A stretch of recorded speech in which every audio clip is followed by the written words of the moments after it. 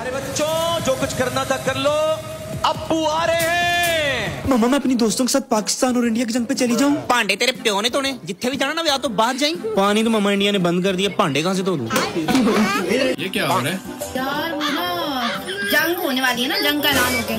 सोच रही जंग कौन से सूट पहनूंगी, जंग करनी हो तो 9 बजे से पहले कर लेना, 9:15 पे गैस चली जाती है हमारी।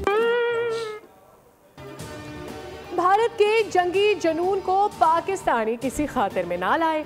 एक के बाद एक मीम्स बनाकर भारतीयों को चिढ़ाने का सिलसिला जारी है। मजाक बना बनाकर भारतीयों की बोलती बंद कर दी। किसी ने कहा कि आना है तो रात में आओ, दिन में गर्मी होती है। खातीन जंग के लिए कपड़ों की सिलेक्शन करने लगी। एक सारिफ ने कहा 9 से पहले आना, 9:15 बजे गैस चली जाती है। भारतीय यूट्यूबर्स भी पाकिस्तानियों के मुतरफ कहने लगे यहाँ हालात खराब हैं और पाकिस्तानी मजाक उड़ा रहे हैं।